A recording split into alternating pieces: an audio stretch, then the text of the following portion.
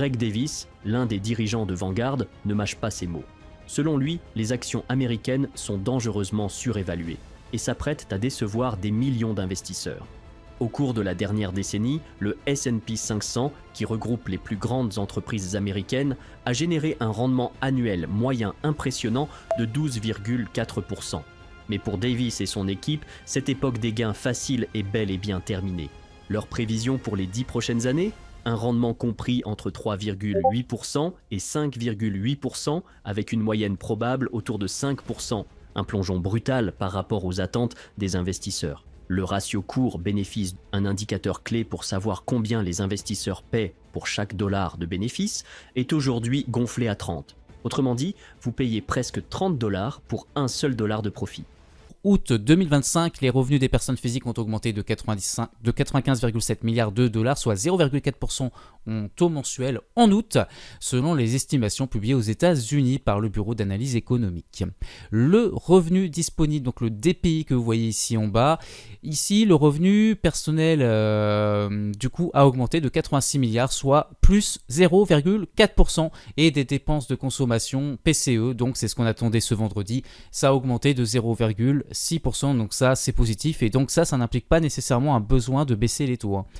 Donc on voit ici graphiquement tout simplement que le DPI se maintient, on va dire, par rapport au mois précédent.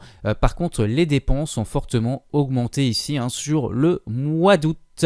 Donc là, si on descend un petit peu, on voit donc quoi ça a été, donc notamment les transports et services, food service, les instruments financiers, etc. Donc vous voyez tout ça ici, l'énergie aussi, la santé un petit peu aussi, bien sûr.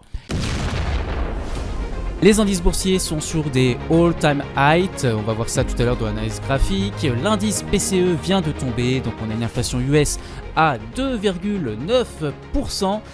Donc les marchés ont plutôt réagi positivement à ça. Donc pourquoi ? Donc ce qu'il faut comprendre en gros, c'est que on est toujours au-dessus de l'objectif de 2%, mais on est en léger reflux par rapport au mois précédent. Donc en mensuel, on a pris 0,2%. Le truc, c'est que ça reste raisonnable. Donc c'est annualisé, ça correspond à 2,4% en gros à peu près.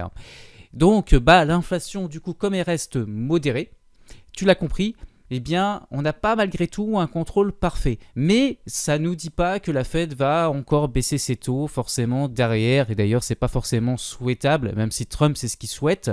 Trump met la pression sur la Fed. Vous savez que le précédent président avait été remplacé. Voilà. Donc, mais il faut que la Fed fasse correctement son boulot, tout simplement par rapport à ça. Donc, les implications pour la Fed, avant d'attaquer la partie graphique, c'est qu'on a une tendance désinflationniste qui se confirme. Donc il y a moins de pression pour maintenir une politique hawkish, c'est-à-dire une politique ultra restrictive, mais ça renforce quand même l'idée d'un pivot et d'un assouplissement progressif sur les prochains chiffres, si les prochains chiffres se confirment dans le futur.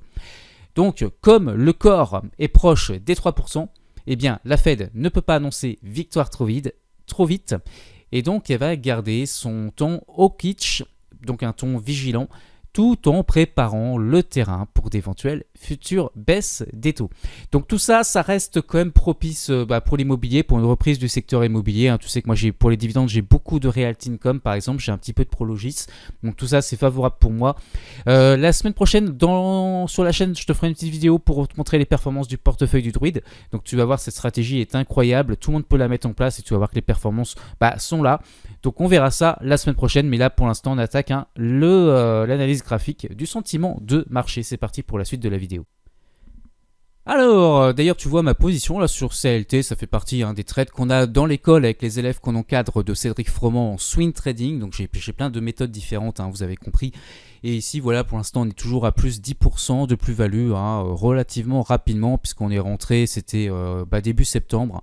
Donc voilà, ça se passe très bien. Donc moi, ce que je voulais te montrer avant de faire le sentiment de marché, c'est Total Energy. Donc j'ai fait une vidéo dessus, mais voilà, depuis, écoute, Total est monté, quoi, c'est incroyable. Je sors une vidéo et boum, ça part. Donc voilà, les derniers jours, on le voit ici, ça augmente fortement. Donc écoutez, ça se passe très bien parce que du coup c'est un peu la remontada sur mon PEA. Je vous rappelle que dès que j'aurai une plus-value comme je l'ai indiqué dans la vidéo en question, je réduirai mon exposition. Mais il y a les dividendes qui arrivent du coup là début septembre. Donc c'est génial, j'ai augmenté mon nombre d'actions juste avant la hausse et en plus de ça je vais percevoir des dividendes. Très rapidement pour te rappeler que tu peux t'abonner à la chaîne pour ne rien rater sur les vidéos et puis au canal Telegram où je partage des prises de position, des prises de bénéfices. Donc tout ça c'est gratuit, c'est sur le canal Telegram. Puis tu verras ici il y a eu plusieurs vidéos cette semaine d'ailleurs qui sont sorties sur la chaîne. Donc là tu vois ZTS qui est rentré dans mon portefeuille bien sûr où j'ai renforcé. Il y a eu Hermès dont j'ai parlé avec une opportunité à trader et puis Total Energy aussi également.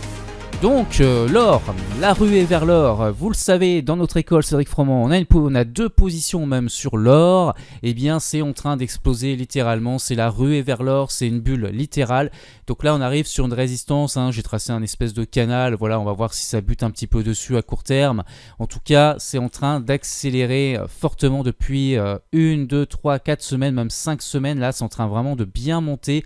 On va avoir un accident positif de richesse, tout simplement, surtout qu'on avait pyramidé dessus. Sur ce coup-ci l'or mais coté en dollars, puisque dans cette grande tendance qu'on surfe depuis un petit moment là avec les élèves, et bien tout simplement sur l'or coté en dollars, ici, et bien on avait pris également sur cassure ici de cette résistance à peu près, hop on va la remettre là, une position qui a bien flambé depuis, qui est bien montée. Donc on a 2 positions sur l'or qui sont sans risque et où on gagne beaucoup d'argent tout simplement.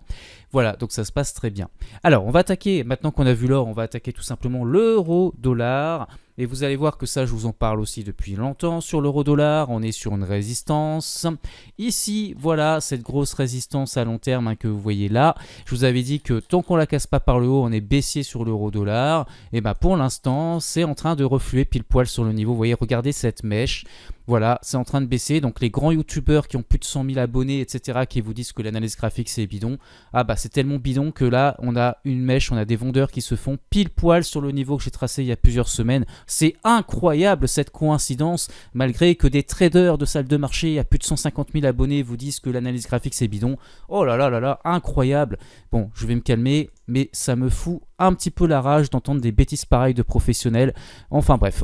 Bon, en tout cas, on va aller voir maintenant le SP500, donc l'euro-dollar, si on casse par le haut, bien sûr, on sera haussier, mais là on est plus baissier parce qu'on est sur une grosse résistance.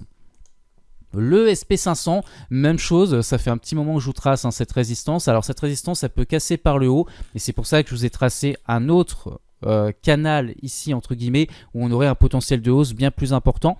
En tout cas pour l'instant vous voyez qu'on est en train de buter pile poil sur ce niveau de résistance tracé en vert. Regardez en journalier, on a une réaction aussi qui s'est faite, on a essayé de le casser par le haut mais on a reflué. Par contre du coup avec les annonces de vendredi on va peut-être avoir du gaz pour aller plus haut et chercher des objectifs un petit peu plus grands. On va les voir sur le Nasdaq 100.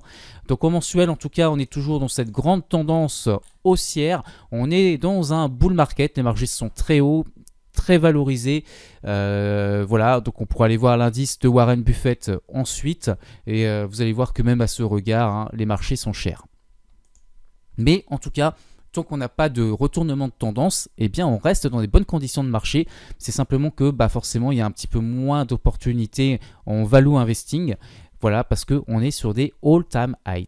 Donc le Nasdaq 100, j'ai ce canal haussier que vous voyez à l'écran. Donc voilà, on a un peu plus de potentiel pour aller le rejoindre. Ici, on a encore pas mal de hausses possibles. Mais on va voir si à court terme, sachant que octobre est aussi parfois un mois souvent de correction, peut-être qu'on va recorriger avant ensuite de repartir dans le bull market jusqu'à la fin d'année et début 2026. En tout cas, on verra sur les niveaux actuels ce qui se passe. Est-ce qu'on va plus haut pour aller rejoindre le haut du canal ou est-ce qu'on corrige à court terme avant de repartir?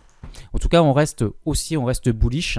Et on va pouvoir terminer ça avec le CAC 40 tout simplement. Et l'indice communiste français dans ce grand canal aussi à long terme en bleu. On a cette résistance en pointillé verte qui est en train de nous bloquer pour l'instant. Mais vous voyez que, voilà, encore une fois, le prix est compressé entre ces deux bornes, entre les 24 000 points et les 25 440. Donc voilà, le CAC 40 qu'on va casser par le haut, ça pourra délivrer un beau potentiel de hausse pour rejoindre cet objectif que j'ai fixé ici, ou alors le haut du canal. Ça, on verra, on ne prédit pas l'avenir. Et du coup, Total Energy devrait aussi profiter de cette hausse, ainsi que toutes les valeurs à dividendes du CAC 40 que j'ai dans mon portefeuille, dont je vous ai parlé les semaines précédentes. Je pense à Eiffage, notamment Total Energy, Sanofi. Voilà, en tout cas, on reste dans ce canal et on a plutôt un bull market qui est en train de se construire, hein. Bien sûr, si on revenait vers le support, eh bien, écoutez, le niveau baissier devrait s'arrêter sur ces niveaux-là. Et donc, enfin, on peut regarder aussi les obligations à long terme. Donc là, j'avais un triangle, hein, on va pouvoir le décaler parce qu'il y a des coupons qui ont dû être versés. Hop, depuis. Voilà, on a une figure ici de latéralisation, hein, tout simplement. J'avais fixé un objectif ici si jamais on venait à casser, mais pour l'instant on n'a pas cassé, donc ça on va l'enlever. Et donc voilà, on a vraiment une compression ici. Donc en fait, plus les taux vont baisser, plus les obligations long terme, qui sont un peu plus à risque, vont monter. Mais pour l'instant, voilà, ça reste des baisses, hein, progressive et modérée, donc on ne s'attend pas à une explosion pour le moment, mais c'est vrai que ça reste à surveiller, hein, en cas de cassure de cette résistance oblique. Donc on peut voir déjà au 31 décembre 2024, hein, que l'indicateur de Warren Buffett était très cher, hein. Donc depuis on avait eu une correction avec les tarifs de droits de douane, mais là on est reparti de nouveau sur des ATH, donc vous vous doutez bien qu'on est toujours très cher